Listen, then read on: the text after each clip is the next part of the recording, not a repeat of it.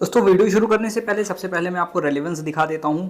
यहां पर जैसा कि आप देख सकते हैं एक क्वेश्चन हमारे पास आया है कि consider the following pre PYQ 2024 में, और ये हमें डायरेक्टली एनसीईआरटी में देखने को मिलेगा। कहाँ मिलेगा ये देखिए, यहाँ पे सीधा सीधा लिखा गया है फंडामेंटल ऑफ फिजिकल ज्योग्राफी के चैप्टर नंबर 3 में आपको यहाँ पे लिखा गया है pyroclastic debris, volcanic bombs, ash and dust and gases such as nitrogen compound, sulphur compound and minor amount of chlorine, hydrogen and argon.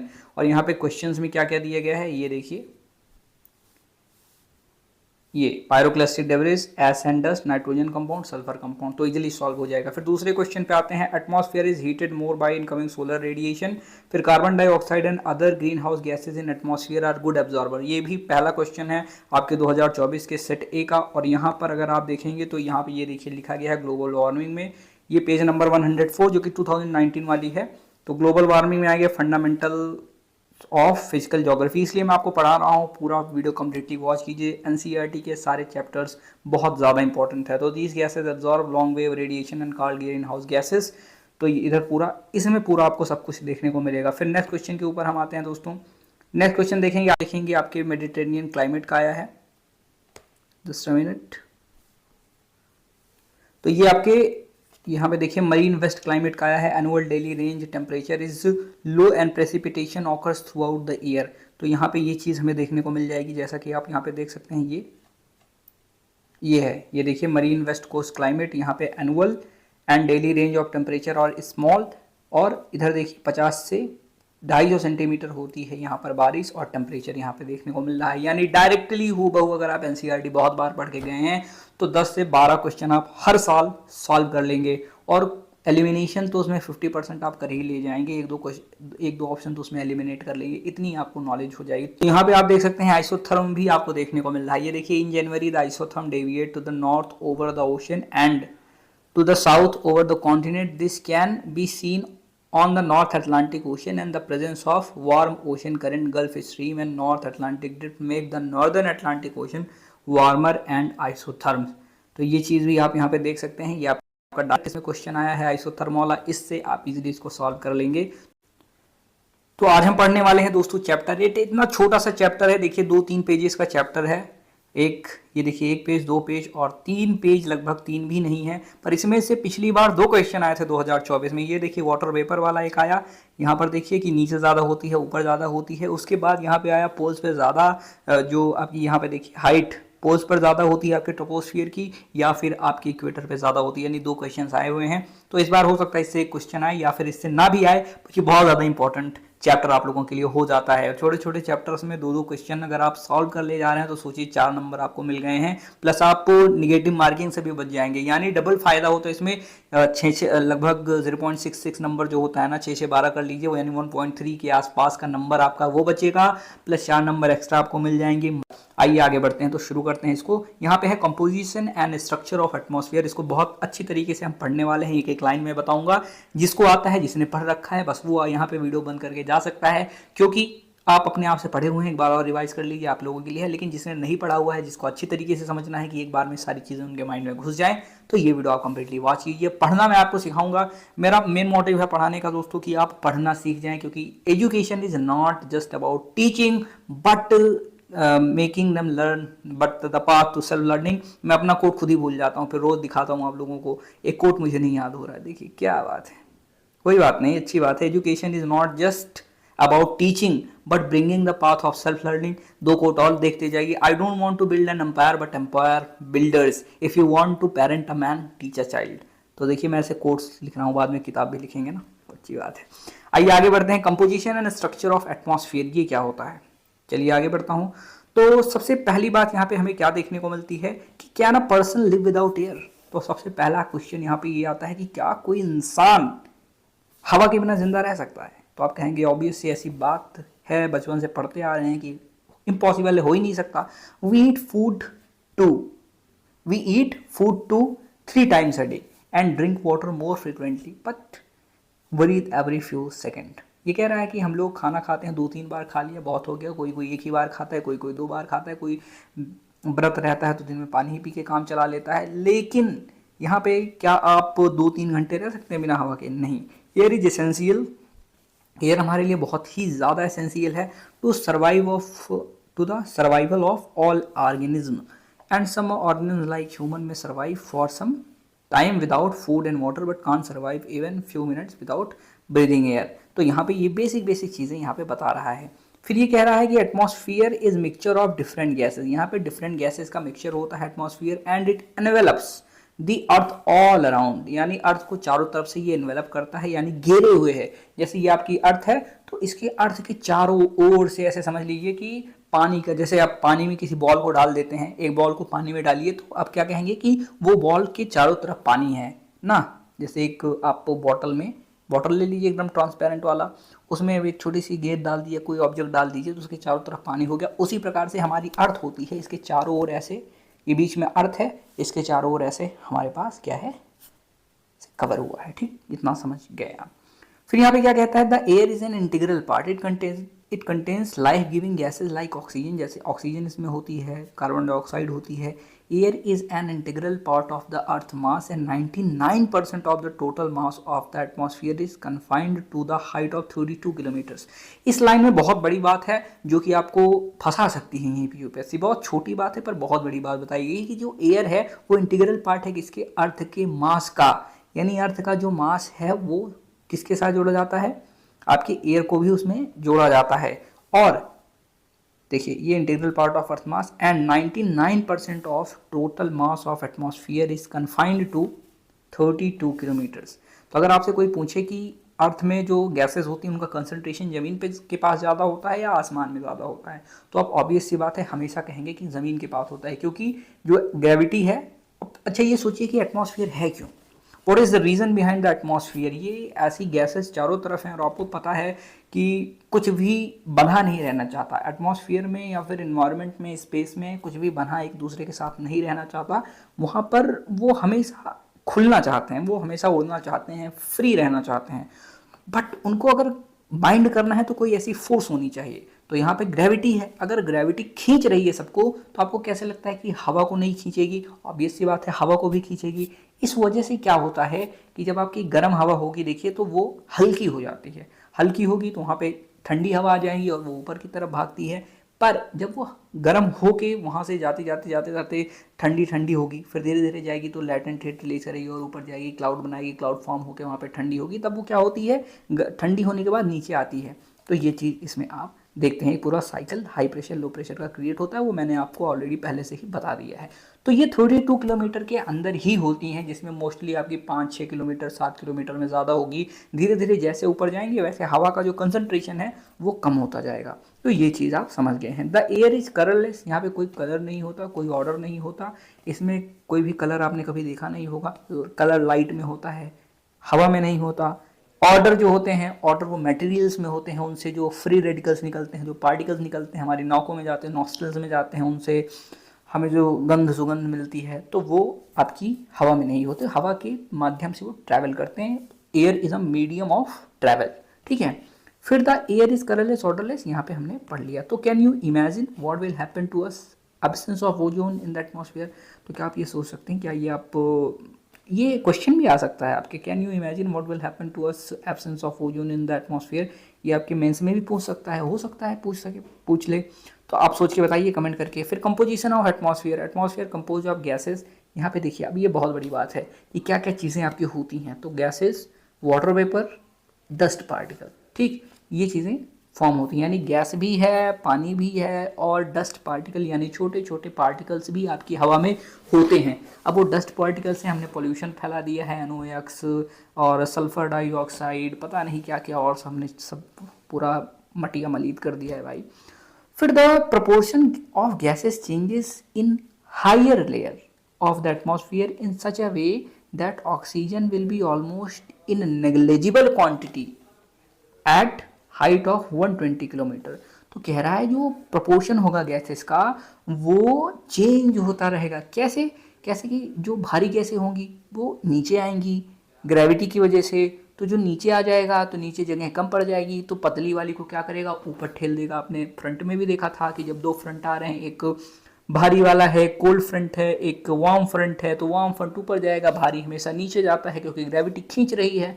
तो यहाँ पे क्या होगी, जो भारी गैसें होगी वो हमेशा उनका जो कंसंट्रेशन है वो नीचे होगा। For example it is your, ये देखिए ये आपकी सरफेस है, तो यहाँ पे जो भारी भारी वाली होंगी, ऑक्सीजन हो गई, ये हो गई, और फिर ये जो आपकी नियॉन वॉन हो गई जो कि काफ़ी हल्की हैं, वो हमेशा ऊपर की तरफ होंगी, ठीक है। और एक टाइम ऐसा आता है ना कि हाइट ऑफ 120 किलोमीटर यानी 120 किलोमीटर की हाइट पर लगभग नेग्लिजिबल क्वांटिटी में हो जाती है, ठीक, जो आपकी क्या है, ऑक्सीजन है, यानी जिसके बिना हम सर्वाइव नहीं कर सकते, वो 120 किलोमीटर की ऊंचाई पर पहुंचने के बाद नेग्लिजिबल लगभग हो जाती है, नहीं मिलती है। नेग्लिजिबल होने का मतलब है कुछ प्रोपोर्शन मिलेगा। देखिए हमेशा याद रखिएगा, there is nothing absolute, there is nothing constant and there is nothing perfect, ठीक है। 100% एब्सोल्यूट कुछ नहीं होता है, ये आपके फिजिक्स का भी रूल है, ठीक। चलिए, carbon dioxide and water vapour are found only up to 90 kilometre, ठीक। एक चीज़ और यहाँ पे ध्यान दीजिएगा कि in such a way oxygen will almost be negligible at the height of 120, यानी 120 पर वो नेग्लिजिबल हो जाएगी, यानी 120 के थोड़ा नीचे आएंगे, 110 पे आएंगे, 111 पे आएंगे, 105 पे आएंगे, 100 पे आएंगे, वहाँ आपको मिल सकती है। 120 तक वो नेग्लिजिबल हो जाती है लगभग, यानी ऐसे ग्राफ ऐसे नीचे जाता रहता है।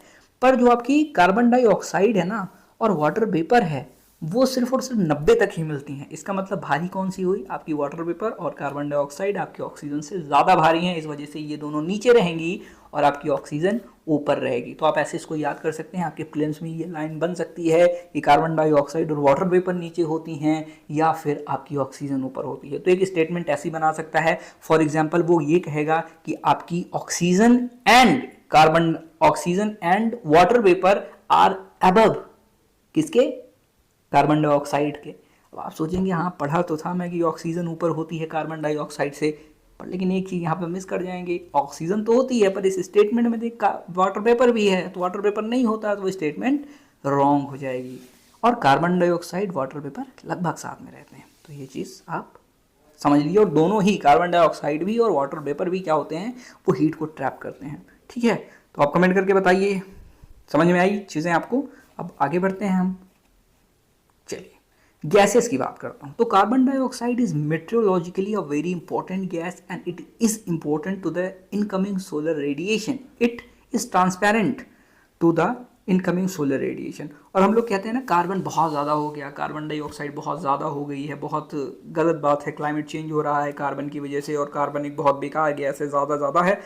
लेकिन कार्बन डाइऑक्साइड एक बहुत ज़्यादा इंपॉर्टेंट गैस है, बहुत ज़्यादा ज़रूरी है, एक्सेस है उसका, इस वजह से वो बेकार है। बेकार वो यूँ नहीं है कि वो कार्बन डाइऑक्साइड है उसके अंदर ये क्वालिटी है, उसकी एक्सेस, किसी भी चीज़ की अति का भला होता है ना, हमारे गाँव में बड़े बुजुर्ग क्या कहते थे, अति का भला न बोलना, अति की भली न चूप ना, अति का ऐसे होता है ना, अति का भला ना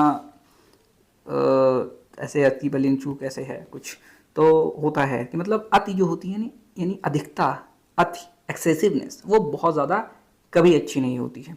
फिर carbon dioxide is meteorologically a very important gas and it is transparent to the incoming solar radiation, but जो अब इसमें कह रहा है कि इनकमिंग, एक चीज़ और याद रखिएगा कि जो आपकी कार्बन डाइऑक्साइड होती है ना, इनकमिंग सोलर रेडिएशन क्या होती हैं ये भी आपको पढ़ना होगा। तो इनकमिंग सोलर रेडिएशन का मतलब कुछ नहीं होता है, इसका मतलब यही है, कोई बड़ी बात नहीं है। इनकमिंग मतलब आना, आपके फ़ोन में अगर कोई फ़ोन करता है तो इनकमिंग होती है ना, इनकमिंग मतलब आपके पास आ रही। आउटगोइंग मतलब आउट, आपके फ़ोन से जब किसी को आप फ़ोन करते हैं तो आउटगोइंग हो जाती है। इन मतलब आपके पास आई, आपके कॉल के अंदर आई, फ़ोन के अंदर आई कॉल, तो इनकमिंग।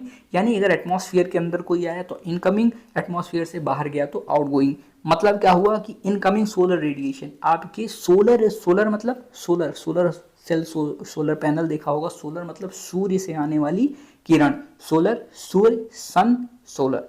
अब सोलर रेडिएशन, अब radiation, what is radiation? Radiation is a form of energy. Radiation का मतलब होता है वेव। अब आपकी ऐसे आ रही है, जो रेज आ रही है उनको हम क्या कहते हैं? उनको रेडिएशन कहा जाता है।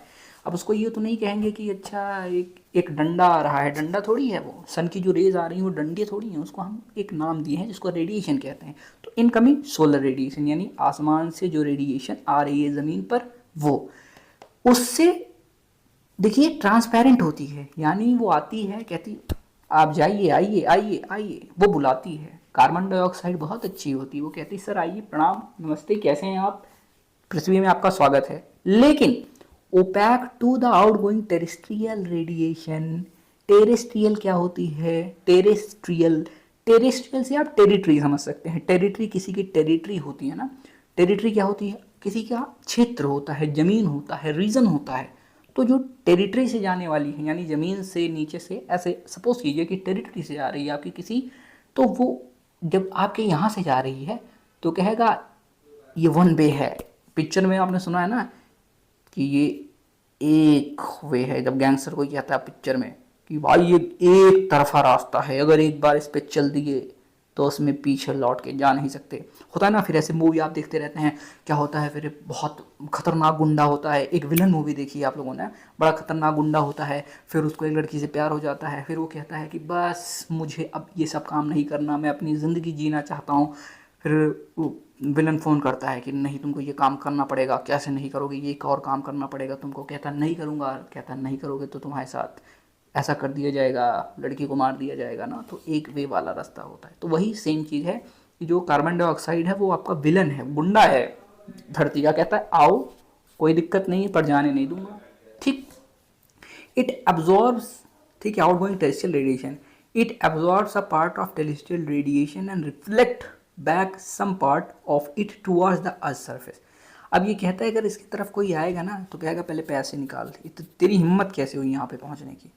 तो कुछ उससे एनर्जी ले लेता है, पैसे ले लिया और कहेगा भाग जाओ, दोबारा यहाँ आना मत। ठीक है, उसको वापस भेज देता है। यानी यहाँ पे आई, कुछ हीट को ट्रैप कर लिया, हीट को ट्रैप कर लिया, उससे पैसे ले लिए, उसको फिर भगा दिया, बोला अब दोबारा लौट के मत आना, तुम्हारी हिम्मत इतनी हुई इसलिए तुमको जिंदा छोड़ रहा हूँ कि पहले वार्निंग देके एनर्जी दो। पैसा लिया और उसको एनर्जी दे, उसको पी, उसको छोड़ दिया ज़मीन पे, जा नीचे फिर से भाग जा, जा ऊपर नहीं जाना। ठीक है, अर्थ सरफेस को, अर्थ सरफेस के पास वापस भेज देता है। It is largely responsible for green house effect. ये बहुत ही ज़्यादा रिस्पॉन्सिबल होता है, यानी बहुत यही कारण है कि यहाँ पे ग्रीन हाउस इफेक्ट होती है। ग्रीन हाउस इफेक्ट क्या होता है? ग्रीन हाउस इफेक्ट का मतलब होता है कि हीट को ट्रैप कर लेना, हीट को जाने ना देना। The volume of other gases is constant. जो वॉल्यूम होता है अदर गैसेज, तो ग्रीन हाउस इफेक्ट ये क्रिएट करता है। The volume of other gases, जो वॉल्यूम होती है दूसरी गैसेस की, यानी और सारी गैसेस होती हैं आपकी ना, इस कांस्टेंट, वो कांस्टेंट होती है। But the volume of carbon dioxide has been rising in the past few decades. और यही बात है कि अब कुछ डिकेड से, यानी 20-30 साल से, जब से इंडस्ट्रियलाइजेशन बूम पे आ गया है। एक चीज़ और सोचिए कि हम लोग यूपीएससी की तैयारी कर रहे हैं तो we are not just studying about the geography, we are also studying society, culture, ethics, economy. तो यहाँ पे कुछ चीज़ें मैं आपसे और बात करूँगा बीच बीच में, हो सकता है आपको थोड़ा सा ऑफ टॉपिक लगे, लेकिन यहाँ पे एक चीज़ आप देखेंगे कि शुरू से लेकर के अगर हम 1800 सेंचुरी तक देखेंगे, जब से प्री इंडस्ट्रियलाइजेशन, यहाँ पर जो डिस्ट्रक्शन था इन्वायरमेंट का, जो डिस्ट्रक्शन थी सारी चीज़ों की, वो बहुत कम थी। लेकिन जब से इंडस्ट्रियलाइजेशन हुआ, ऐसे इंफ्रास्ट्रक्चर बनने लगे और इंडस्ट्रीज़ आ गई, कॉरपोरेट बॉडीज़ आ गई जो कि अपने लिए काम करती हैं, उनको ज़्यादा प्रॉफिट मैक्सिमाइजेशन करना है, सस्टेनेबल डेवलपमेंट। अब थोड़ा थोड़ा ध्यान उसके ऊपर जा रहा है क्योंकि इतनी सारी चीज़ें हो गई हैं, कोरल ब्लीचिंग हो रही है, क्लाइमेट चेंज हो गया है, कई जगह हैं जो इन्वायरमेंट है एकदम ध्वस्त हो गया है, कई स्पेशीज़, हज़ारों स्पेशीज़, लाखों स्पेशीज़ जो हैं, जो कि अभी हमने डीप सी वगैरह से और अमेजॉन बेसिन, अमेजॉन के जंगलों से, या फिर आप और कहीं आउटर एरिया से जहाँ इंसान पहुँचे नहीं, वहाँ से हमने अभी फाइंड भी नहीं करी हैं। वो एक्सटिंक्ट होने की कगार पर पहुँच चुकी हैं और वो मिलती भी नहीं है, तो हमें पता भी नहीं चलेगा। तो यहाँ पे हमने देखा है कि एक आदमी के अंदर क्या होता है कि जो भूख होती है, भूख ये है कि इतना इतना मिल जाए, इतना मिल जाए, और मिलता रहे और मिलता रहे, बिलियन डॉलर चाहिए, फिर ट्रिलियन डॉलर बनाने पर लग जाता है। 1000 एम्प्लॉई हैं, हज़ारों एम्प्लॉइज़ काम करें, हज़ारों फैक्ट्रियाँ हो जाएं, हज़ारों जो है उसके ऑफिसेज हो जाएं, आउटलेट्स हो जाएं, फिर नंबर 1 पे पहुंच जाएं। तो यहाँ पे क्या होता है, इससे जो काम की चीज़ें हमारे पास हैं उससे बहुत ज़्यादा एक्सेस हो जाता है। जैसे कि कार्बन डाइऑक्साइड हमारे पास काम की है तो बहुत अच्छी बात है, जितनी हमारी काम थी तो आई, रोकी। तो अगर ये ना रोकती तो क्या होता कि यहाँ पे गर्मी, खूब गर्मी पड़ती दिन में, लेकिन रात में सब ऐसे भाग जाती तो यहाँ पे बहुत ज़्यादा ठंडी पड़ने लगती, एकदम ठंडा हो जाता, माइनस में टेम्परेचर चला जाता। तो यहाँ पे एक्सेस में नहीं, थोड़ी मात्रा में है, परफेक्ट है, आराम से टेम्परेचर मेंटेन कर रही है, रेगुलेट कर रही है, pleasant weather, pleasant climate, pleasant temperature दे रही है। लेकिन अगर ये एक्सेस मात्रा में हो गई तो बहुत ज़्यादा नुकसान भी कर रही है ना। इसी ऐसे ही क्या होता है, ग्रीड होती है इंसान की जब वो बहुत ज़्यादा मात्रा में होती है तो बहुत ज़्यादा हार्म करती है। यहाँ से मैं एक चीज़ कहूँगा कि आप लोग भी अपनी लाइफ में जब भी आगे बढ़ें, किसी भी फील्ड में हो, आप अगर आईएएस बनते हैं बहुत अच्छी बात है, नहीं बनते हैं तो कोई बहुत बड़ी बात नहीं है, क्योंकि 1000 जो है वैकेंसीज आती हैं, 100-200 आईएएस उसमें बनते हैं, इसमें से जनरल में 100 ही लगभग होते हैं। लेकिन आप जहाँ भी रहें, अगर आपको गर्मी लगती है तो एक छोटी सी एसी हो, इस एसी के कमरे में सब लोग आराम से, फैमिली वाले 4-5 लोग रह लो, ठीक है। अगर आपको धूप लगती है, आपके पास पैसे हैं और आप बाइक से नहीं जा सकते हैं, आपके पास पैसे हैं तो एक कार ले सकते हैं। लेकिन अगर आप मेट्रो के आसपास हैं, आप मेट्रो से जाना पसंद करते हैं तो थोड़ा मेट्रो में भी जा सकते हैं। यानी ये मैं ये कह रहा हूँ कि आपका जिस चीज़ से काम चले वहाँ तक आप लग्जरी को छोड़ करके थोड़ा सस्टेनेबिलिटी की तरफ बढ़ेंगे, क्योंकि इंसान एक एक इंसान से ही ये पूरी दुनिया भरी हुई है। तो अगर एक इंसान अपने घर से शुरू करता है, अपने कमरे से शुरू करता है, अपने परिवार से शुरू करता है, तो ऐसे ऐसे अगर एक चेन बनेगी तो सब सेल्फ कंटेनमेंट उसमें हो जाएगा। तो चलिए आगे बढ़ते हैं। The volume of other gases is constant but the volume of carbon dioxide वो हैज़ बिन राइजिंग, बढ़ रही है। This has also increase the temperature of the air, temperature बढ़ गया है। ओजोन इज अंदर इंपॉर्टेंट कॉम्पोनेंट ऑफ एटमॉस्फेयर, और यहाँ पे कह रहा है कि एक ओजोन लेयर भी होती है। ओजोन एक दूसरा बहुत ज़्यादा इंपॉर्टेंट जो है कॉम्पोनेंट है आपके एटमॉस्फेयर का, जो कि 10 से 50 किलोमीटर के बीच पाया जाता है।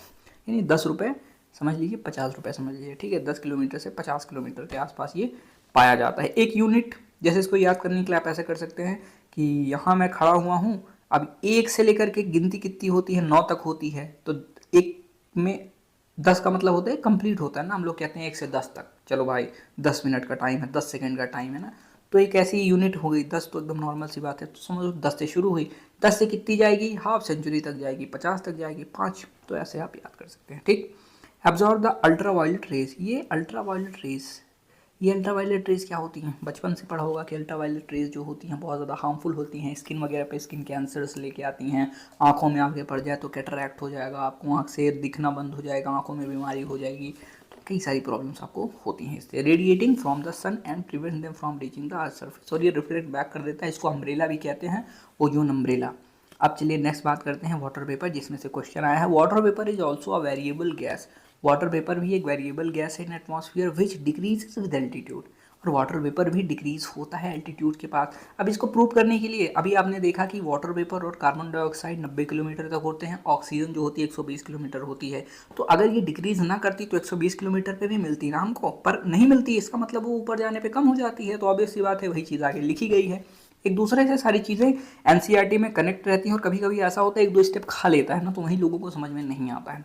In the warm and wet tropics, जो वार्म और वेट ट्रॉपिक्स हैं, हमारे ट्रॉपिकल रीजन्स हैं, it may account for 4% of the air by volume, और जो आपके ट्रॉपिक्स हैं क्योंकि वहाँ पे हीट ज़्यादा है, इंसोलेशन ज़्यादा है, ऐसे देखेंगे अगर आप, मैं आपको दिखाता हूँ क्यों, क्योंकि आपका ये जैसे अर्थ हो गया, अब यहाँ पे ये पोल हो गया, ये पोल हो गया, ये आपका इक्वेटर हो गया, ये आपके ट्रॉपिक्स हो गए। यहाँ पे जब सन आता है हमारा ऐसे, तो ये देखिए ये ऐसे है, आपको पता है। अब यहाँ लेंथ ज़्यादा है सन के रेज की, यहाँ लेंथ ज़्यादा है। अब आप कहेंगे भाई ये लेंथ कम है, ये लेंथ ज़्यादा है। तो अगर कोई लाइट आप फेंकते हैं, आप लोगों ने देखा होगा टॉर्च, किसने बचपन में टॉर्च जलाई है, क्या मोबाइल का फ्लैश है। मोबाइल का फ्लैश जब आप जलाते हैं, ऐसे यहाँ से मोबाइल का फ्लैश मारा आपने इस ऑब्जेक्ट पे, इतना इतना पास में मेरा हाथ है, ऐसे मोबाइल का फ्लैश जलाया, पट्टे से मेरी फोटो आ गई, बहुत बढ़िया ज़बरदस्त फोटो आई, आँखें लाल लाल हो जाती हैं, बात दूसरी है। फिर ऐसे पीछे लेके जाओ और पीछे लेके जाओ, अब अगर आप इसमें फ्लैश मारेंगे तो आएगी, नहीं आएगी ना। तो आएगी मतलब उतनी अच्छी तो नहीं आएगी, उतनी साफ नहीं आएगी। क्यों? क्योंकि यहाँ पे जो स्कैटर हो गई लाइट की, जो इंटेंसिटी है वो ऐसे गई, ऐसे ऐसे ऐसे फैल गई पूरी, यानी उतनी इंटेंस वो नहीं है, उतना अच्छा रिस्पॉन्स नहीं करी। बस यही ये भी होता है कि अगर ज़्यादा दूर जाएगी तो यहाँ पूरे एटमॉस्फेयर में डेसिपेट हो जाएगी, जितने पार्टिकल, जितने वाटर वेपर, कार्बन डाइऑक्साइड, सब में यहाँ पे इधर उधर डेसिपेट होते होते वो थोड़ा फैल जाएगी, उसकी जो विड्थ है वो बढ़ती चली जाएगी। तो ये इसको टाइम भी यहाँ पे लग रहा है, एनर्जी भी लॉस हो रही है। तो इधर हीट जो है वो कम पहुँचेगी, इधर हीट बहुत ज़्यादा पहुँचेगी, यानी ट्रॉपिक्स और इक्वेटर। और एक चीज़ है, टॉपिक क्यों कह रहा है, इक्वेटर क्यों नहीं कह रहा, क्योंकि इक्वेटर पे जब एक बार हीट ऐसे आई और इक्वेटर पे बहुत ज़्यादा हीट हुई जब, तो वहाँ पे बादल आ गए, बादल जब वहाँ पे आ गए तो एल्बिडो हो गया ना, क्योंकि यहाँ पे देखेंगे लो प्रेशर होता है, लो प्रेशर रीजन में अगर एल्बिडो है, एल्बिडो का मतलब क्या होता है कि रिफ्लेक्ट कितनी अमाउंट ऑफ रिफ्लेक्शन होती है, आगे भी पढ़ाऊंगा, सब कुछ है। एल्बिडो के ऊपर भी क्वेश्चन आए हैं, आपके रिफ्लेक्शन के ऊपर भी क्वेश्चन आए हैं, तो उसको भी मैं आपको पढ़ाऊंगा। तो यहाँ पे वो बादल रिफ्लेक्ट करेगा तो वहाँ पे गर्मी उतनी पहुंच नहीं पाएगी, तो ट्रॉपिक्स पे ज़्यादा पहुंचती है, इक्वेटर पे कम पहुंचती है, तो इसलिए टॉपिक कह रहा है ये। ठीक, एक लाइन में बहुत सारी कॉन्सेप्ट हैं, बहुत सारी चीज़ें हैं, समझ सकते हैं आप, इसलिए मैं आपको धीरे धीरे आराम आराम से पढ़ा रहा हूँ और आप ऐसे लिंक कर पाएंगे। ऐसे सोच के मतलब एक लाइन पढ़िए तो अपने दिमाग में सोचिए कि अच्छा ऐसा है, ऐसा इस वजह से, ऐसा उस वजह से, अच्छा ये है, तो आप अच्छी तरीके से समझ पाएंगे, वरना पढ़ के ऐसे निकल जाएंगे, कुछ समझ में नहीं आएगा। ज्योग्राफी आपके दिमाग में से चलनी चाहिए, ऐसे फिगर की तरह चलनी चाहिए। ठीक, आइए आगे बढ़ते हैं। 4% by air volume while in dry and cold areas, तो और ड्राई और कोल्ड एरियाज अगर हम देखेंगे of desert and polar region, अब यहाँ पे पोल्स पे जाएंगे या फिर डेजर्ट पे जाएंगे तो it may be less than 1%, तो यहाँ पे 1% से भी कम मात्रा में होगी। यानी अमाउंट है कि 100, अगर हम 100 पार्टिकल्स लेते हैं आपके एयर के, तो उनमें कितने परसेंट है, यानी 4 पार्टिकल्स में पानी भरा हुआ है, उसमें एब्सोल्यूट ह्यूमिडिटी भी आएगी और कई सारी चीज़ें, वो आगे बताऊंगा मैं आपको। तो मतलब 100 पार्टिकल में से 4 पार्टिकल आपके ट्रॉपिक्स पे मिलेंगे क्योंकि गर्मी ज़्यादा है, और 100 पार्टिकल्स ऑफ एयर, उसमें एक पार्टिकल आपको कहाँ मिलेगा, पोल्स पे मिलेगा या फिर डेजर्ट में मिलेगा। डेजर्ट में वैसे भी आपको पता है कि रूखा सूखा होता है, पानी की कमी होती है, हीट बहुत ज़्यादा होती है, पर वहाँ पानी होता है। क्यों, सब पता पढ़ाऊंगा मैं आपको, अभी यही कॉन्सेप्ट बताऊंगा ना। मैं एक एग्जांपल देता हूँ तो मेरे माइंड में उसके पीछे का कॉन्सेप्ट चलता रहता है, क्योंकि ज्योग्राफी मेरा ऑप्शनल है, मेरा ऑप्शनल ज्योग्राफी है। तो अब डेजर्ट मेरे माइंड में आया तो मैं आपको डेजर्ट पढ़ाने लग जाऊंगा कि हाई प्रेशर क्रिएट होता है, फिर कंटिनेंटलिटी होती है कि वो सी से कितनी दूरी पे है, तो वो एक दूसरा कॉन्सेप्ट हो जाएगा, अलग हम पहुँच जाएंगे। तो यही है ना, पोलर रीजन में जाऊँगा तो कुछ और अलग हो जाएगा, अलग अलग रीजन हैं वहाँ पे, ये सारी चीज़ें होती हैं, तो थोड़ा समझना पड़ता है आपको। ठीक है, ऐसे ऐसे घुसते चले जाएंगे। ज्योग्राफी बहुत, अगर जिसको समझ में आ गई ना, पढ़ने में बहुत मज़ा आता है। तो हम अब एक लाइन के अंदर आप ऐसे घुस जाएंगे ना, ये पूरा कॉन्सेप्ट आपका जो है उसमें समझ में आ जाता है। आइए फिर यहाँ पे आएंगे, water vapour also decreases from the equator towards the poles, और फिर यहाँ पे वही बात आती है कि ये डिक्रीज होता है कहाँ, इक्वेटर पे ज़्यादा होगा, पोल्स पे कम होगा। क्यों कम होगा, आप कमेंट करके बताइए। 1 2 3, क्यों, क्योंकि हीट ज़्यादा है, हीट ज़्यादा है तो पानी ज़्यादा एवोपरेट होगा, ज़्यादा एवोपरेट होगा तो हवा में ज़्यादा होगा, हवा में ज़्यादा होगा तो उसकी मात्रा ज़्यादा होगी। जहाँ पे कम एवोपरेशन हो रहा है, कम हीट जा रही है, कम एवोपरेशन, कम हवा में पानी, ठीक हो गया। अब देखिए, it also absorbs part of insulation, और ये इंसुलेशन को एब्जॉर्ब करता है, हीट को ये एब्जॉर्ब करता है फ्रॉम सन, सन से आने वाली, and preserve the earth radiated heat. और एक चीज़ इसमें और है, it also absorb part of the insulation. यहाँ पे कार्बन डाइऑक्साइड और वाटर वेपर दोनों सेम काम करते हैं, लेकिन यहाँ पे एक चीज़ और है। अब ये जो वाटर वेपर होता है ना, बड़ा चालू होता है, वो क्या कहता है, जो रेज आ रही हैं, ठीक, उनको कहेगा आओ पैसे निकालो, इस फील्ड में जाओ, इससे भी पैसे लेगा, आने वाले से भी पैसे लेगा और जाने वाले से भी पैसे लेगा। कहेगा तुम आ रहे हो तो भी पैसे दो, जा रहे हो तो भी पैसे दो।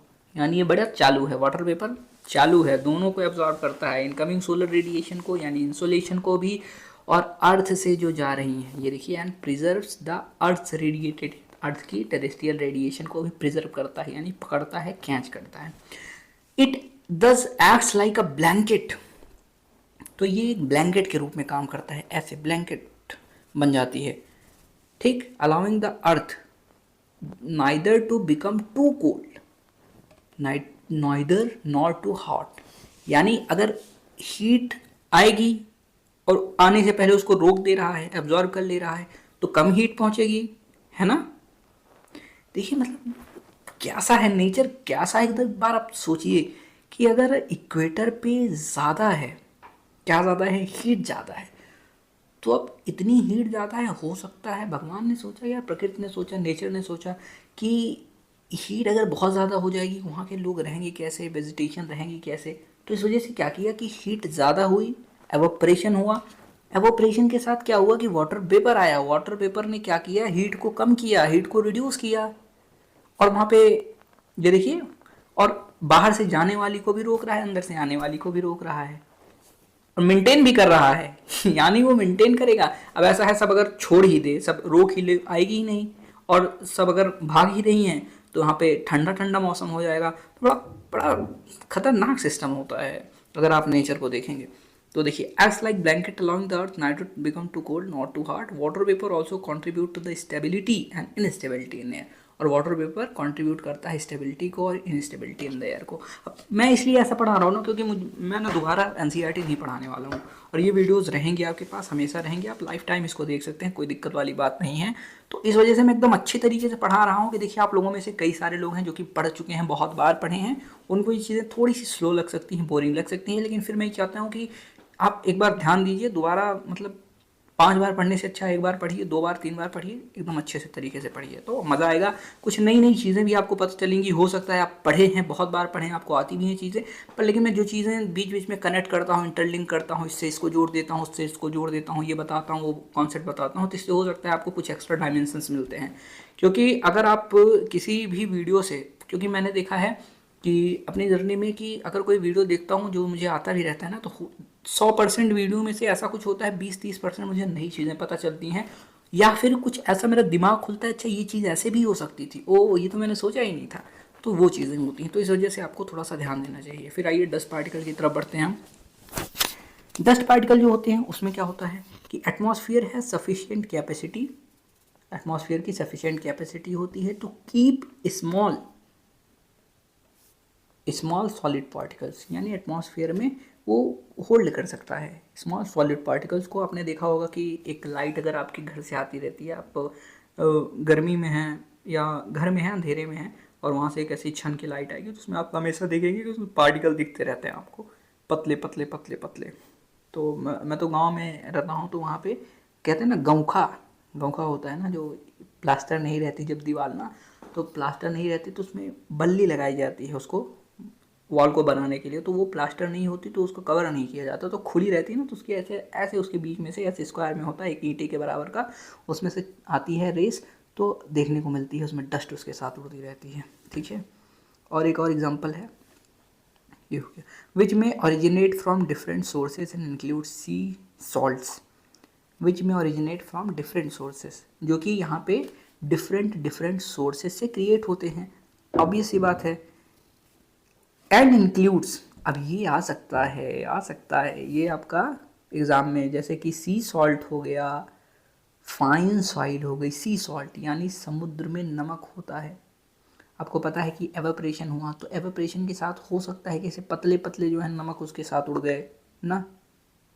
इसका अगर मैं आपको एग्जांपल बताऊं तो हाँ, सबसे अच्छी बात, आप लोगों ने देखा होगा कि जिसके पास गाड़ी है, गाड़ी नहीं बाइक भी है आपके पास, या फिर आप बारिश देखे ना, बारिश, अब बारिश के बाद अगर आप पहली बारिश होती है, स्पेशली पहली बारिश में देखेंगे किसी भी गाड़ी के ऊपर या घर के बाहर अगर कोई ऐसा ऑब्जेक्ट रखा है आपके, तो बारिश होने के बाद उसमें आपको ऐसे छींटे जो पड़ते हैं, उसके ऊपर ड्रॉप्स पड़ती हैं, उस ड्रॉपलेट्स में देखेंगे तो जमी रहती है मिट्टी।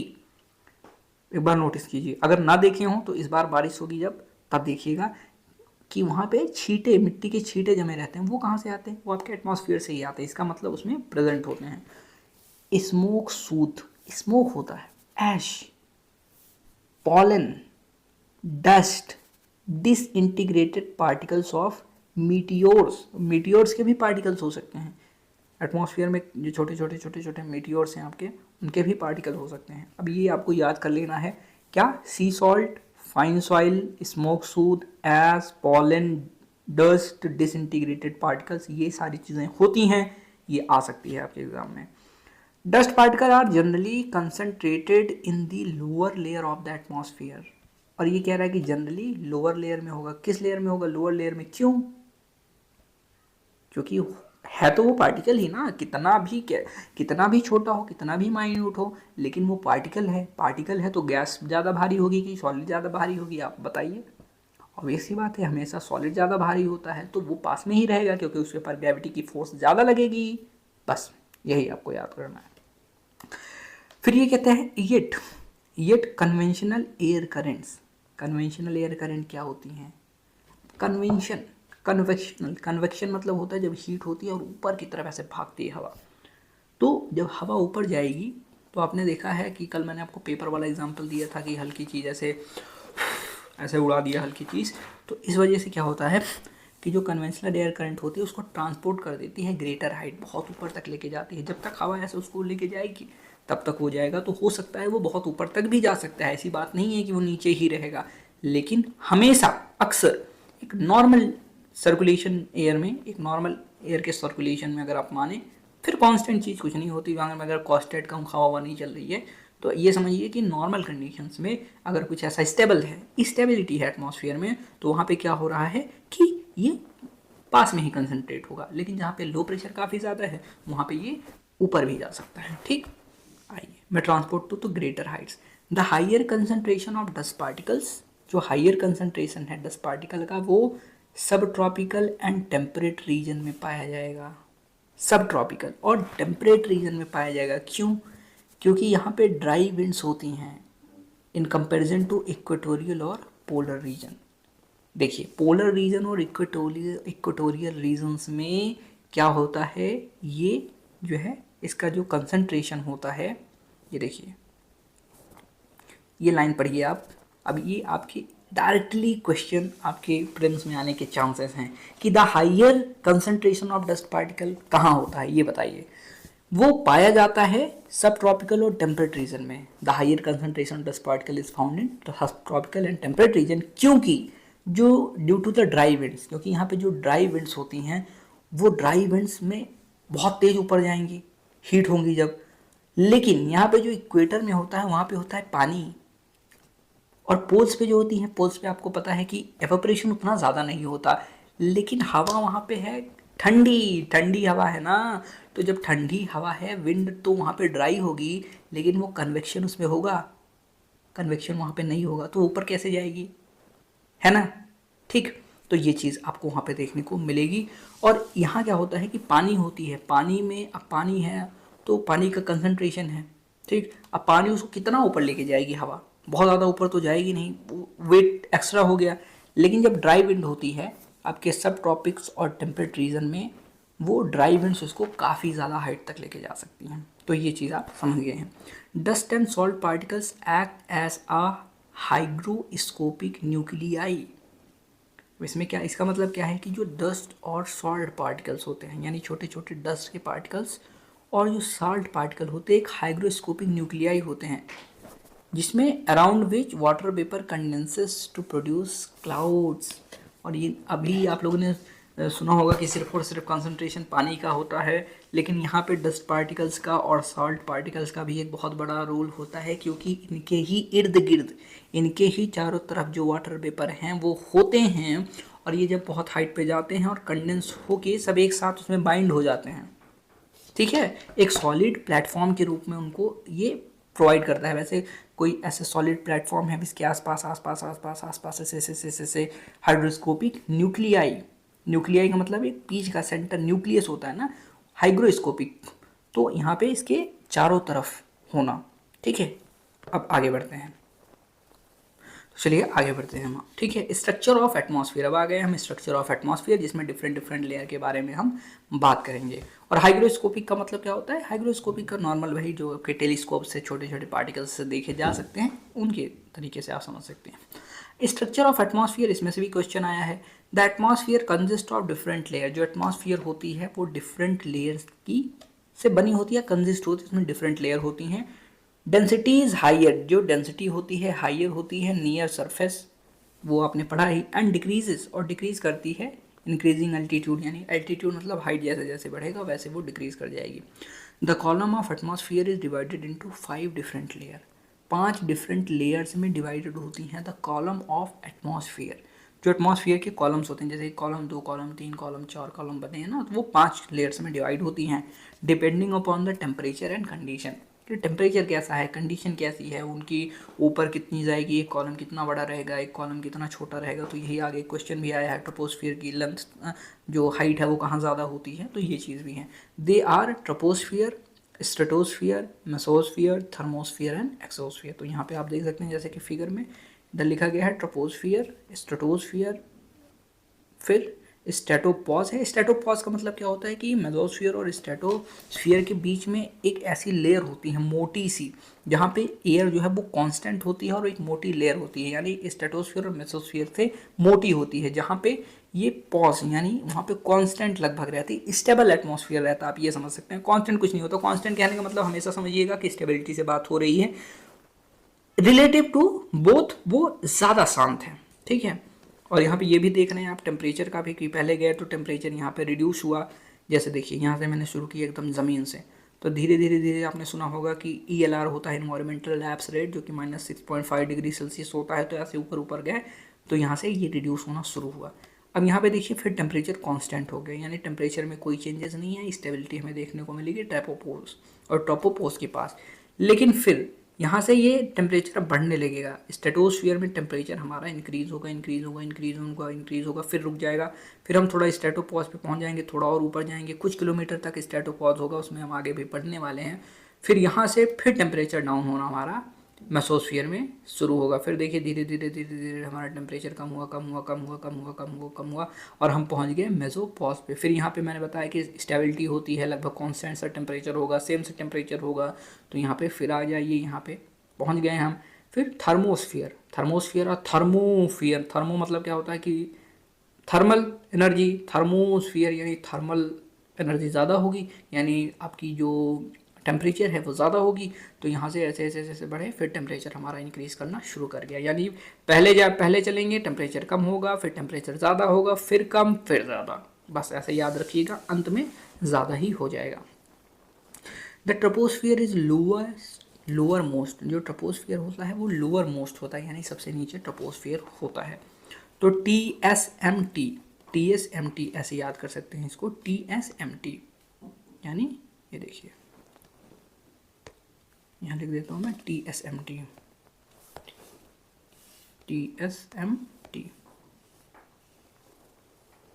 TSMT मतलब क्या हो गया? ट्रोपोस्फियर, स्ट्रेटोस्फियर, मेसोस्फियर और थर्मोस्फियर। एक आपका एक्सोस्फियर भी होता है, ये देखिए ऊपर, यहाँ पे आइए। तो यहाँ पर आप क्या देखेंगे कि जो ट्रोपोस्फियर है वो lower most layer of atmosphere है। इसकी जो एवरेज हाइट होती है 13 किलोमीटर होती है। कहाँ पर? Average height 13 kilometre. पूरे अर्थ की एवरेज आपको पता है कि sum of all number by number होता है। इसका मतलब ये है कि एवरेज हाइट हमें अचीव करने के लिए क्या करना पड़ता है। फॉर एग्जांपल आपकी जैसे एक जगह इक्वेटर है, एक जगह पोल है। इक्वेटर पे देखिए कितना होता है, height near the poles is 8 kilometre, यानी पोल्स पर 8 होता है और इक्वेटर पे 18 होता है। तो इन दोनों में अलग अलग टॉपिक्स पे फिर कुछ और होगा, फिर टॉपिक पे जाएंगे और कम होगा, आगे ऊपर ऊपर पोल की तरफ जाएंगे तो कम होता रहेगा ना। तो ऐसे है, जैसे 18 से फिर 17 हुआ, 16 हुआ, 15 हुआ, तो इसका सब एवरेज मिला करके 13 किलोमीटर होता है। अब ये पोल्स के पास कम होती है, 8 ही किलोमीटर होती है। ये क्वेश्चन आया है प्री 2024 में। और इक्वेटर के पास ज़्यादा होती है, क्यों? क्योंकि इक्वेटर में जो हीट होती है ना वो ज़्यादा होती है, तो यहाँ पे कन्वेंशनल करंट होती हैं जो कि उसको ऊपर लेके जाती हैं। ज़्यादा हीट हुई तो ज़्यादा करंट हुई, ज़्यादा करंट हुई तो ऊपर गई, और कन्वेंशनल करंट ज़्यादा हुई तो उसको अपने साथ हवा बहुत ऊपर तक उठा के लेके चली गई। This layer contain dust particle and water vapour. ये जो लेयर है इसमें डस्ट पार्टिकल होते हैं और वाटर वेपर भी होता है, अगर आप देखेंगे। क्यों? क्योंकि वाटर वेपर और डस्ट पार्टिकल थोड़े भारी होते हैं। अब आप बताइए, एक सॉलिड है और एक गैस है, तो गैस ज़्यादा भारी होगा या सॉलिड ज़्यादा भारी होगा? ऑब्वियस सी बात है, सॉलिड ज़्यादा भारी होगा किसी भी गैस से ना। तो सॉलिड क्या होगा, अगर उसमें कन्वेंशनल करंट उसको लेके जा रही है तो जहाँ तक वो रुक गया, फिर उसके नीचे अगर उसको आने का मौका मिलेगा, उसके नीचे की जो चीज़ें हैं, जो और पार्टिकल्स हैं, वो अगर उससे कम डेंस है तो और नीचे आएगा, यानी वो एकदम नीचे नीचे नीचे आता रहता है। ठीक है। और ऐसा होता है कि आप लोगों ने देखा होगा कि गांव वगैरह में अगर आपको डस्ट देखना हो तो जैसे कि मैंने बताया वैसे आता है, और डस्ट हमेशा नीचे की तरफ ऐसे बैठने लगता है। इस वजह से अगर आपकी गाड़ी भी कहीं पे पार्क है या फिर कोई चीज़ आप बाहर सामान धूप में रख दें या बाहर रख दें, आप कहीं भी धूप के ऑब्वियस ऐसे ही रख देंगे, तो आप देखेंगे उस पर डस्ट पूरी एक्यूमुलेट हो जाती है। आपके टेबल वगैरह पे पूरी डस्ट एक्यूमुलेट हो जाती है, क्योंकि वो धीरे धीरे धीरे धीरे धीरे धीरे उसको ग्रेविटी खींचती रहती है अपने पास डस्ट पार्टिकल्स को, और वो सॉलिड होने की वजह से आके धीरे धीरे से ज़मीन के ऊपर बैठ जाता है जब थोड़ा स्टेबल उसको एटमॉस्फेयर देखने को मिलता है, कोई भी ऊपर जाने वाली हवा या कन्वेक्टिंग करंट उसको नहीं मिलती है, ठीक है। इसका एक बहुत बड़ा एग्जांपल आप ये देख सकते हैं कि जब आपकी आंधी तूफान, छोटी मोटी आंधी तूफान या धूल मिट्टी उड़ने लगती है बिल्डिंग के आसपास, तो जो रैपर्स होते हैं ना, पन्नी की पैकेटें होती हैं, वो ऊपर उड़ती हैं, ऊपर भागने लगती हैं। जब वो ऊपर जा रही हैं, ऊपर जाने के बाद आप देखेंगे अचानक से वो फिर धीरे धीरे धीरे धीरे से बहुत ऊपर गई, बहुत ऊपर गई, एक पन्नी उड़ गई और पतंग बन गई। वो पन्नी पतंग बनी, उसके बाद फिर आप देख रहे हो पन्नी धीरे धीरे धीरे धीरे धीरे धीरे नीचे आने लगी। क्यों? क्योंकि कन्वेक्शन उसमें था, एक कन्वेक्टिव करंट थी, एक लो प्रेशर क्रिएट हुआ था, तो वो लो प्रेशर, वो हवा उसको लेकर के ऊपर गई, और जब वो स्टेबल हो गई, हवा रुक गई, तो उसका वेट ज़्यादा था, तो ग्रेविटी ने उसको खींचा, बोला आजा मेरे पास, तो पन्नी बोली मैं आ रही हूँ माँ, तो नीचे धरती के पास आ जाती है, ठीक है। चलिए अब इक्वेटर, बिकॉज फिर यहाँ पे this layer contain dust particles and water vapour, और इस लेयर में वाटर वेपर होता है, तो all the changes in climate and weather take place in this layer.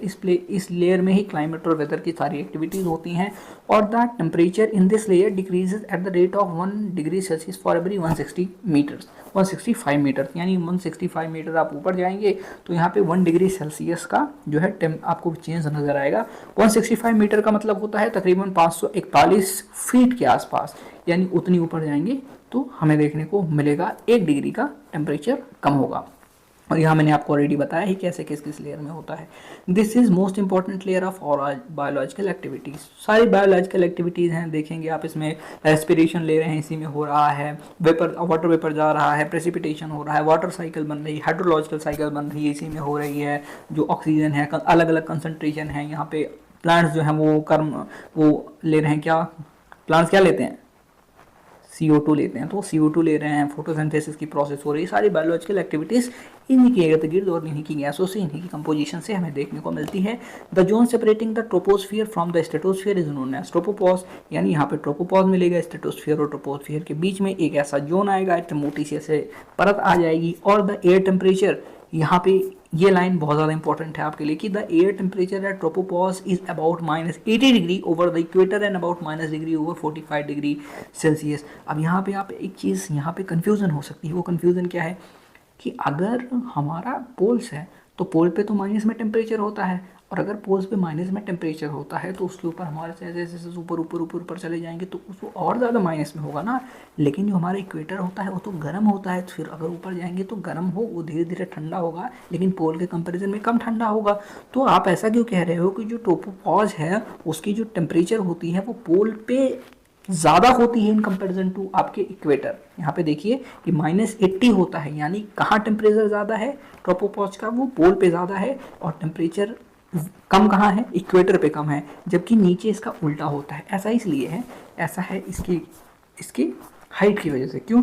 क्योंकि यहाँ पे एक तरफ पोल 8 किलोमीटर पे है, तो 8 किलोमीटर में 165 मीटर के हिसाब से 1 डिग्री सेल्सियस कम हो रहा है, लेकिन वहीं पे जो आपका पोल है वो है 18 किलोमीटर पे। अब यहाँ 18 में जाने के लिए 165 ज़्यादा 165 आएंगे, ज़्यादा 1 डिग्री कम होगी, तो यहाँ पे इस वजह से ज़्यादा डिफरेंस हमें देखने को मिलता है ड्यू टू द हाइट की, ट्रोपोस्फियर की जो हाइट है और किस जगह पे आ रहा है। यानी ट्रोपोपॉज आपका ऐसे सीधा नहीं होगा, वो ऐसे ऐसे ऐसे ऐसे ऐसे ऐसे ऐसे अगर आप जैसे यहाँ इतना है, ये पोल्स में है, ये पोल है आपका, ठीक, और ये आपका इक्वेटर है। तो अगर आप पोल पे हैं, एक ऐसा ग्राफ देखेंगे, क्योंकि मैं आपको ग्राफ बना देता हूँ।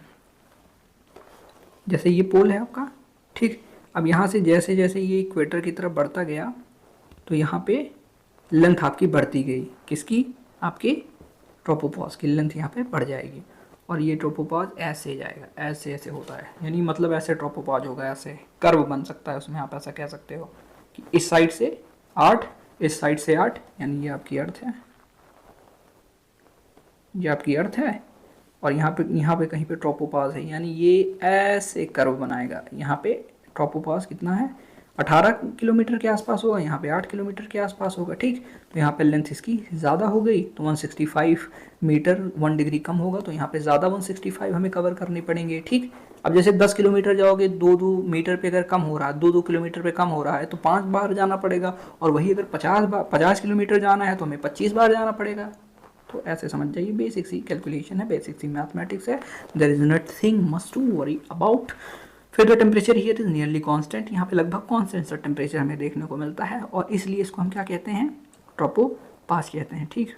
आगे बढ़िए, the stratosphere the stratosphere is found above the tropopause. अब ट्रोपोपॉज के ऊपर स्ट्रेटोस्फीयर होता है जो कि 50 किलोमीटर की हाइट तक जाता है, और इसका इंपॉर्टेंट फीचर क्या है कि इसमें ओजोन लेयर होती है, और ये लेयर क्या अल्ट्रावायलेट रेस को जो है रिफ्लेक्ट करती हैं, ये मैंने आपको बताया, और हमें बचाती हैं इंटेंस हार्मफुल यूवी रेस से। फिर इसके ऊपर क्या होता है, मेसोस्फीयर होता है। मेसोस्फीयर स्ट्रेटोस्फीयर के ऊपर है जो कि लगभग 80 किलोमीटर के आसपास होता है। इस लेयर में क्या होता है, once again temperature start decreasing, एक बार फिर से टेम्परेचर यहाँ पे डिक्रीज होना शुरू हो जाता है। तो यही टेबल आप एक बार याद कर लीजिए अच्छी तरीके से, इसको बना के अपने नोट्स में कई बार इसकी प्रैक्टिस कीजिए। और TSMT ठीक है, MTE ऐसे कर लेना, TSMTE। तो यहाँ पर आपको ये चीज़ें जो हैं वो क्लियर हो जाएंगी। TSMT पहले ऐसे कर लीजिएगा, फिर E ऐसे एंड में इसको E भी लगा लीजिए, एग्जॉस्फियर ये, ठीक। तो आपको इसमें याद करने में कोई प्रॉब्लम नहीं होगी, और ऐसे टेबल आप ऐसे बनाते जाइएगा। फिर एक बार ऐसे कम कर दीजिएगा टेम्परेचर, पहले ऊपर जाएंगे तो कम होगा टेम्परेचर, फिर ऐसे कांस्टेंट थोड़ी देर कर दीजिएगा, फिर ऐसे जाएंगे, फिर यहाँ पे टेम्परेचर बढ़ेगा, फिर कम होगा, फिर ऐसे बढ़ता चला जाएगा, एंड में बढ़ेगा। हमेशा एक चीज़ याद रखिएगा कि नीचे टेम्परेचर कम होगा और ऊपर टेम्परेचर बढ़ेगा, यानी ये दो लाइन आप पहले बना लीजिएगा। तो यहाँ पे ऐसा ही, अब कोई ऐसा हो सकता है कि यहाँ से टेम्परेचर बढ़ा दे, पहले ही 20 से टेम्परेचर बढ़ गया भाई, 40 डिग्री सेल्सियस बढ़ गया, ऊपर गया तो 40, ये फिगर इधर बना दिया, और एग्जॉस्फियर में, फिर एग्जॉस्फियर में कूलोस्फियर बन गया, कूल होने लगी। ऐसे मत करना, ठीक है, उल्टा मत बनाना। आइए आगे बढ़ते हैं हम। फिर यहाँ पे मेसोस्फियर 80 किलोमीटर पे, वंस अगेन एल्टीट्यूड पे, फिर -100 डिग्री यहाँ पे सेल्सियस पर टेम्परेचर हो जाता है। जो अपर लिमिट है मेसोस्फियर की, उसको हम मेसोपॉज के नाम से जानते हैं। जो आइनोस्फीयर है वो लोकेट होता है, आइनोस्फीयर 80 से 400 किलोमीटर एबव मेसोपॉज। मेसोपॉज से 80 किलोमीटर से 400 किलोमीटर तक हो सकता है, और it contain electrically charge particle. जो आइनोस्फीयर होता है इसमें इलेक्ट्रिकली चार्ज पार्टिकल्स होते हैं, और इलेक्ट्रिकली चार्ज पार्टिकल क्या होते हैं कि आइनोस्फीयर में आयंस के फॉर्म में होते हैं, सब एक इधर उधर बिखरे पड़े हुए हैं, किसी को किसी से मतलब नहीं है, सब अलग अलग हैं, सब अपना अपना मस्ती में झूम रहे हैं कि ज़्यादा उनके ऊपर ग्रेविटेशनल फोर्स नहीं लग रही, कोई फोर्स नहीं है, कोई उनको बाइंडिंग फोर्स नहीं है उनके पास ज़्यादा, तो बस वो मौज मस्ती में अपना आनंद ले रहे हैं। पर यहाँ पे क्या होता है कि it contains electrically charged particles and hence it is known as ionosphere. तो radio waves transmitted from the earth are reflected back to earth by this layer, और temperature here start increasing with height, temperature बढ़ता रहता है। the uppermost layer of the atmosphere above the thermosphere is known as exosphere, और इसके ऊपर exosphere होता है। एक चीज़ में और आप देखेंगे कि ये रिफ्लेक्ट बैक करती है रेडियो वेव्स को। अब रेडियो वेव्स को रिफ्लेक्ट करने का मतलब क्या है, अब प्रकृति है, अब रेडियो वेव आपने यहाँ से भेजा, ऐसे ज़मीन से रेडियो वेव्स इंसान भेज रहे हैं, बोल रहे हैं कि अब देखो ये सब मेरे लिए वाटर वेपर क्या है, कार्बन डाइऑक्साइड क्या है, इसके ऊपर है ऑक्सीजन क्या है, कुछ नहीं है मेरे लिए, इसको सब कुछ चीरते फाड़ते हम क्लाउड को फाड़ते ऊपर पहुँच जाएंगे, यहाँ तक पहुँच गए। फिर पृथ्वी कहती है कि यार मेरे छोटे भाइयों से कुछ नहीं हो रहा है, एटमॉस्फेयर कहता है तो इसके लिए मुझे अब चार्ज देना पड़ेगा, और ज़्यादा चार्ज, और ज़्यादा एनर्जी देनी पड़ेगी। तो यहाँ पे इलेक्ट्रिकली चार्ज पार्टिकल आते हैं इसको रोकने के लिए। तो ऐसे आ गए, बोले मेरे पास एनर्जी है, मेरे पास चार्ज है, भाग नीचे, तो रेडियो वेव्स नीचे चली आई, यानी जिसने सबको हरा दिया उसको फिर और ताकत दी, इलेक्ट्रिकली चार्ज पार्टिकल आए, आइनोस्फीयर आया, आयंस आए, और उसको मार के फेंक दिया, मतलब चार्ज इसके पास ज़्यादा था। तो जहाँ पे होगा इसे आप याद कर लीजिएगा, ये लाइन भी आ सकती है आप में एग्जाम में।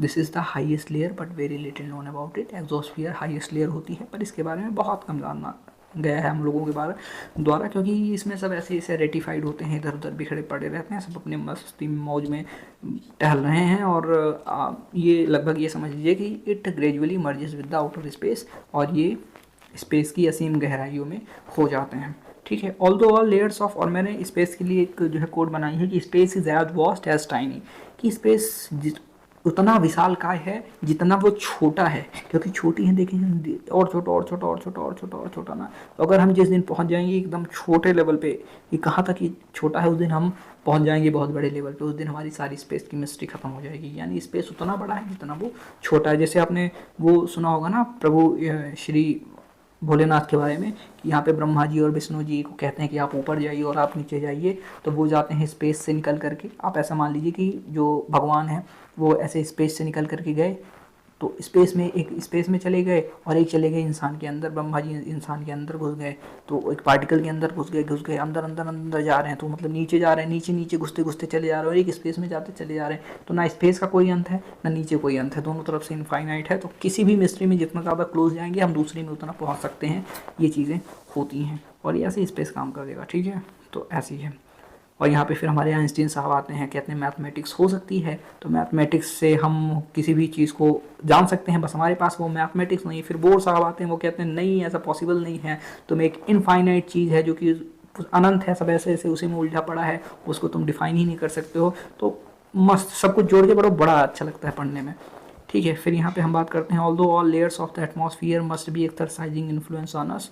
सारी लेयर हमारे ऊपर कुछ ना कुछ प्रभाव डालती रहती हैं, लेकिन जोग्राफर ज़्यादा किसके लिए कंसर्न है, इन 2 लेयर्स के लिए, किसकी, नीचे नीचे वाली लेयर्स के लिए, ट्रोपोस्फीयर स्ट्रेटोस्फीयर के लिए, क्योंकि यहाँ पे हमारी ज़्यादा काम होती है। एक लास्ट पैराग्राफ है, पर ये नॉट लीस्ट, यहाँ से भी क्वेश्चन आ सकता है कि element of weather and climate, element क्या क्या होते हैं आपके, टेम्परेचर होता है, प्रेशर होता है, विंड होता है, ह्यूमिडिटी होती है, क्लाउड होता है और प्रेसिपिटेशन होते हैं, ये हैं।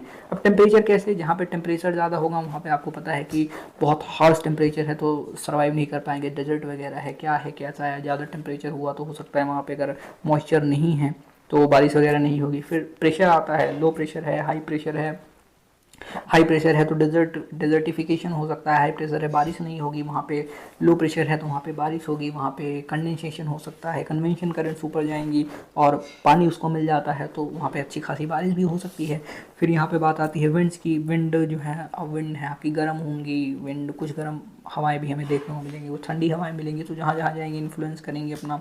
अभी आप लोगों ने देखा विंड की वजह से ना डाई विंड्स, शिनूक वगैरह ये सब चलती रहती हैं। और ये जो अभी वाइल्ड फायर लगी आपकी यूएसए में, तो वहाँ पर भी विंड, जब विंड ड्राई हो गई और ये वैली के थ्रू एक टनल इफेक्ट क्रिएट करती हैं तो वहाँ पे बहुत ज़्यादा फ्रिक्शन क्रिएट होता है, जिसकी वजह से जंगल में बहुत ज़्यादा वाइल्ड फायर लगते हैं। तो ये विंड की वजह से ह्यूमिडिटी ज़्यादा होगी तो बारिश ज़्यादा होगी, आर्द्रता होगी तो यहाँ पे अब फंगस वगैरह डिसीजेस के भी चांसेस बढ़ जाते हैं। आप अमेज़न वगैरह में देखेंगे तो वहाँ पे बहुत ज़्यादा डिसीजेज होती हैं जो स्किन से रिलेटेड होती हैं, या फिर मलेरिया हो गया, डेंगू हो गया, जो कि ह्यूमिडिटी की वजह से होती है। तो बहुत ज़्यादा चीज़ें इंपैक्ट करती हैं इसमें, बारिश वगैरह अच्छी खासी होती है। क्लाउड्स की बात करता हूँ तो क्लाउड्स आपको पता है ये प्रेसिपिटेशन में आपका रेन हो गया, रेनफॉल हो गई और हेल स्टॉर्म हो गया, यानी प्रेसिपिटेशन में आपकी रेन भी आती है, हेल स्टॉर्म्स भी आते हैं, स्नो भी आता है, यानी जिस भी प्रकार स्लीट भी आते हैं, जिस भी प्रकार की ऊपर से नीचे जो भी कुछ गिरता है सब प्रेसिपिटेशन है। तो यहाँ पे आपका चैप्टर ख़त्म होता है और यहाँ पे कुछ एक्सरसाइजेज हैं, इसका स्क्रीनशॉट लेके आप वो कर लीजिए और मुझे कमेंट करके बताइए। तो आज की इस वीडियो में आपकी वीडियो कैसे लगी कमेंट करके ज़रूर बताइएगा, और वीडियो को अगर पसंद आई हो, अगर मर्जी हो तो लाइक कीजिए, चैनल को आप सब्सक्राइब कर लीजिए, नहीं करना है बिल्कुल कोई दिक्कत वाली बात नहीं है, बस आप पढ़ते रहिए, सबसे बड़ी बात वही है। मिलते हैं अगले वीडियो में, जय हिंद, वंदे मातरम।